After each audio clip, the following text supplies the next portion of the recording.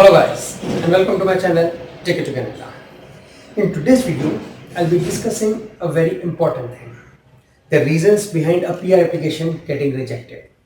Means you have put a lot of time, lot of effort, lot of money. You have gone through ECA, you have given your eyes, applied for express entry. And the worst thing which can happen to you is your application getting rejected.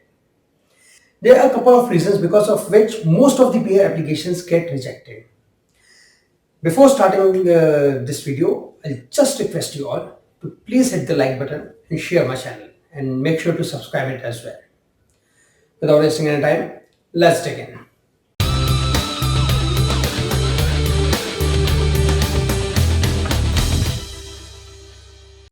Basically, there are three main reasons because of which a PR application gets rejected. First thing is police clearance certificate. Second one is your personal history. And third and the most important is job NOC, that is National Occupation Code. So let's look into each head one by one. Let's start with the most important, that is job NOC. Now the problem in the job NOC is that most of the candidates whose applications get rejected misinterpret their job NOC. It's very important that you should read your NOC very carefully. Means Canadian government has done is they have divided all the occupation into different NOC code, that is National Occupation Code.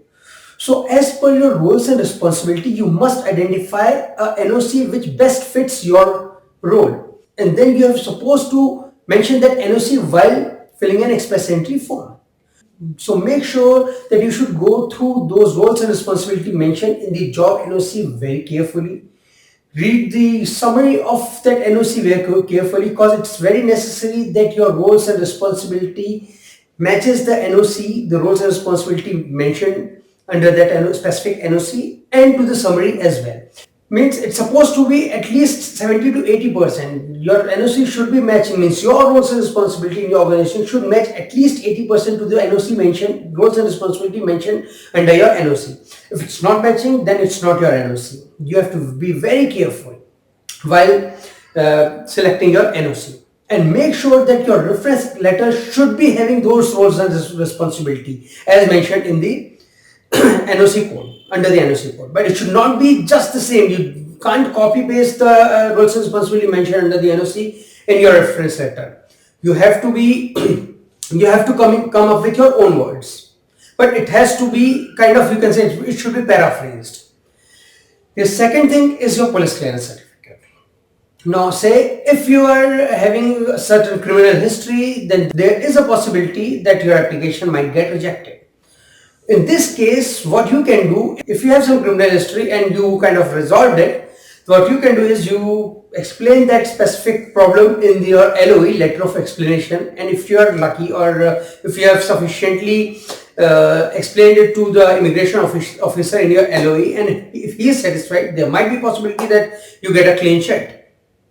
Otherwise, there is high chances of application getting rejected if your PCC is not clear or positive. The third thing is the personal history, which most of the candidates overlook. While applying for permanent residency visa, you are supposed to disclose your last 10-year history, which can be anything. May be job, may you be sitting idle, you'll be doing certain voluntary work, maybe associated with an NGO, anything. Means you can't miss even a single day in the last 10 years while disclosing your history. And what happens is, there are certain people, what they do is during the free time, while they are not doing any job or not doing any social activity or say any voluntary activity, what they do is they just skip that step and leave that specific period blank, which results in your application rejection. It's not like that. There is a possibility that they might raise an additional document requirement, the Canadian government, but there is a bright chances that they might reject your application completely without asking for any additional document. So make sure you should not miss even a single day while applying. Means you make sure that every single day is covered while you are disclosing your personal history. So I believe these are the three main points which you need to take care while applying for permanent residency visa. In addition to that, I'll just request every one of you that you should never lie in your application. If you get caught, there is a chances that you might get blacklisted and will not be allowed to apply for permanent residency throughout your life. So make sure to be truthful. Take care of your NOC, which is the most important. Means if say most of at least 90% of your application which gets rejected, the reason behind it is the NOC mismatch and the proper reference letter as well. Means there are people who don't pay more attention towards how the reference letter should be and what are the things you must incorporate. Like the normal reference letter is just explaining that that person is working with this company in this period and they did a good job, and this is the standard reference letter format. But if you are applying for express entry, the format should be having your roles and responsibility, your salary details, your working hours, your name of your reporting boss, and the contact details of your company through which, if immigration officer want to verify your credential, they can contact. So make sure to cover all these things while you are making your reference letter. Still, in addition to this, if you have any query related to immigrations, feel free to drop your questions in the comment box and I'll be glad to help you.